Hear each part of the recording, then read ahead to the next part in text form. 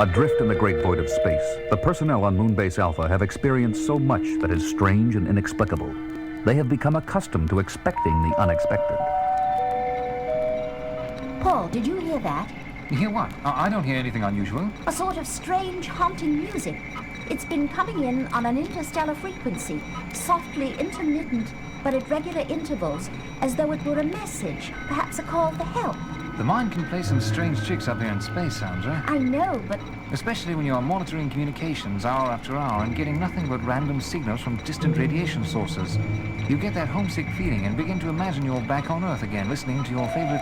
Paul, listen, there it is again. I take it all back. You're right. Got a fix on it? Only that it's coming from the direction of the star Vega in the Lyra quadrant. But that's about 27 light years away. Let's try the scanner. Paul, we've got a contact. Commander, I'm glad you're here. Look at this object on the scanner. Can you bring it in on the big screen, Paul? I'll try, Commander. There it is.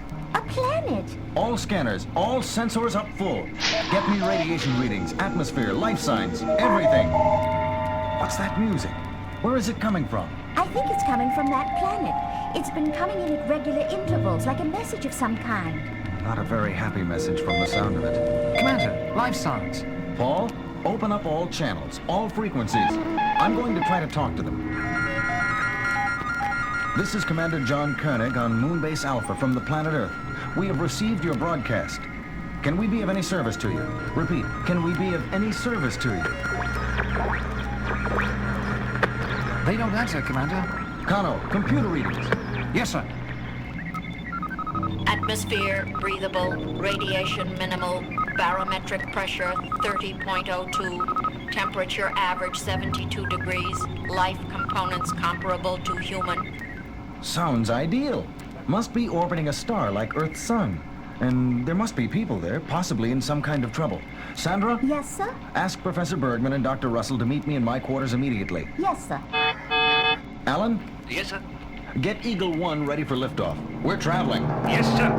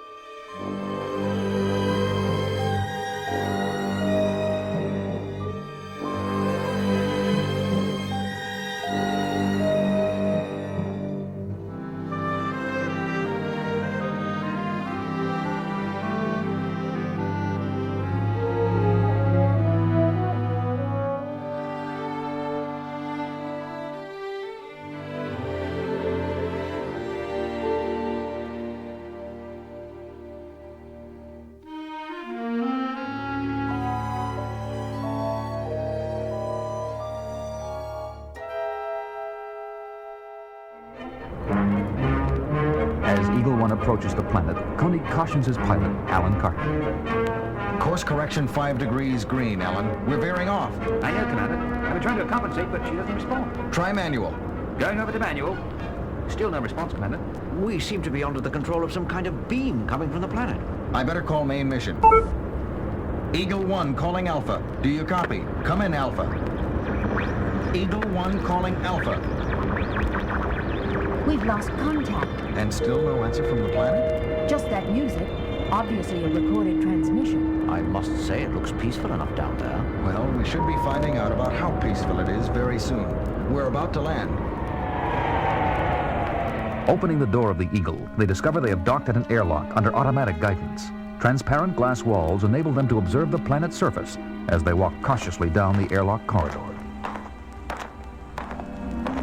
It's lovely. Like a scene in the English countryside. Or autumn in Connecticut. The trees and shrubs aren't exactly the same, but it makes me feel quite at home.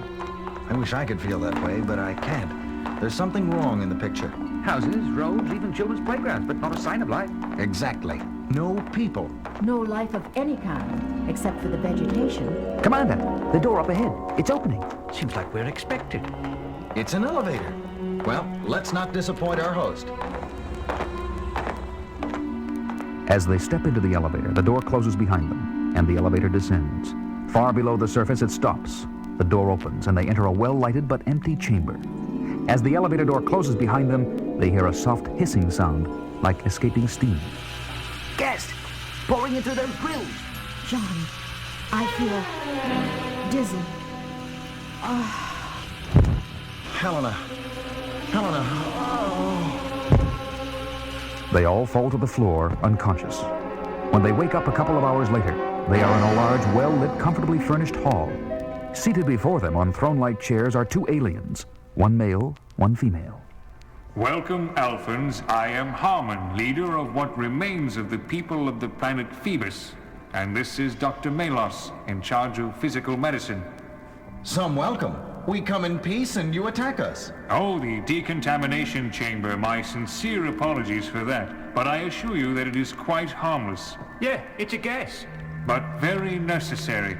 Phoebus has been the victim of a mysterious virus which destroyed all life on the surface of the planet and reduced our people to a state of total physical and reproductive impotence. We could not risk your being exposed to the contagion and bringing it down here. We believe the virus was caused by a massive energy flare-up on Vega 50 years ago, which triggered a similar flare on our own Kondos, a star like your Earth's sun. The effect was immediate and devastating. The virus attacks the blood, stopping all cell growth without completely destroying the cells as such. Children remained children, the aged remained aged, all growth ceased, no new life was possible. The only antidote was a plant growing on the surface, but it too was killed. Phoebus became a land of the living dead, a land where biological time seemed to stand still. The virus created the paradox of life existing where the life process had stopped. You mean a form of suspended animation? Precisely. Thousands did in fact die, but several hundred survived in that condition. Dr. Melos and I have not dared go to the surface for 20 years. But where are they, these others you speak of? Come, we will show you. They enter a huge chamber containing several hundred individual glass cubicles. Inside each cubicle, one of the living dead of Phoebus. Amazing. They seem to be in perfect condition, children and adults alike. These were the last to succumb. Many of them are, or were, among our best scientists, and helped build the airlock and other anti-contamination devices before they were stricken. For our survival, it is necessary that we release them from this biological time trap. That is why we sent our message. Then that music was a call for help. Yes, and we are glad that you answered our call. Why didn't you send your message in words? How could you be sure a musical message would be understood? Because humans are curious by nature. They must explore the unexplored, understand the inexplicable. We knew you were near and wouldn't be able to resist the temptation to solve the mystery of Phoebus. Also, if we had set up word communication, there would have been too many questions, and we do not like to lie. Lie? Lie about what?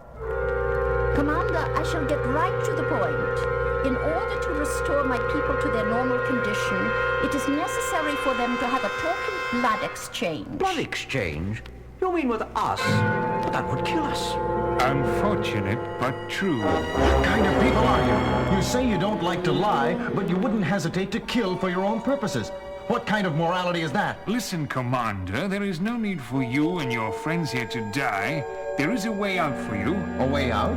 Just give the order to all those on Moonbase Alpha to come here. That would give us a sufficient supply of... You pride yourselves on your understanding of humans, but you understand nothing. You will not cooperate? Not on your life. Let's take him, Commander, when I give the word. Not on my life, indeed. It is your life that is at stake. You have no weapons. We saw to that. And you are completely in our power. We have no choice but to use you to restore 4 of our... Now, Commander! Carter and Koenig leap toward Harmon, but before they can reach him, they are stunned by laser guns fired by Dr. Melos and Harmon simultaneously. Helena and Victor move to help them, but they too are struck down. When they regain consciousness, all 4 find themselves strapped down on operating tables next to 4 of the glass cubicles. Dr. Melos is getting ready to perform the transfusions that will drain the life from their bodies. Won't you change your minds? It's still not too late. Just take me, but let the others go. Their price is too high, John. I prefer it this way. You fools! There is so much to see, to do, to live for here on Phoebus, and you are throwing it all away. All right, Dr. Melos, Carter first. Anything to say, Carter? How about postponing the whole thing? And let's all go up and enjoy the lovely scenery on the surface. Proceed, Dr. Melos. Blue sky, cool green trees, autumn leaves turning yellow and brown.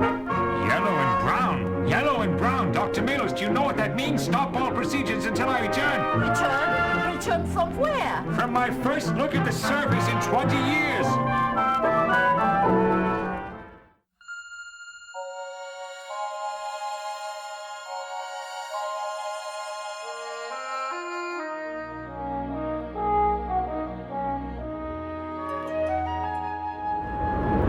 Later, in Eagle 1 on the way back to Alpha. Look there, John. How beautiful Phoebus is. So much like our own world. But what an upside-down world it is. Yes, full of contradictions. A world where people were alive, but not alive. Where highly moral beings like Harmon and Dr. Melos could kill without any moral scruples. Where leaves turn green when they die. And yellow and brown when they come to life, like the hydrophyllid shrub.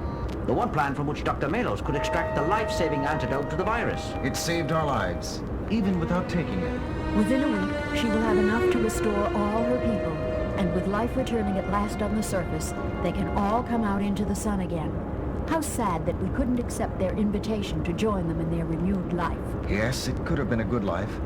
I better call Alpha. Eagle 1 calling Alpha. Do you copy? Come in, Alpha. Main mission, Commander. Good to hear your voice, and none too soon. Computer indicates our moon will be within eagle range of that planet for less than 1 more hour. Yes, I know, Paul. Unfortunately, not enough time for Alpha to move to a nice new home. I don't understand, Commander. I'll explain when we get back. Eagle out. Commander, do you hear what I hear? That music again. Yes, Harmon and Melos saying goodbye. Their way. It's beautiful, like a rainbow after the storm.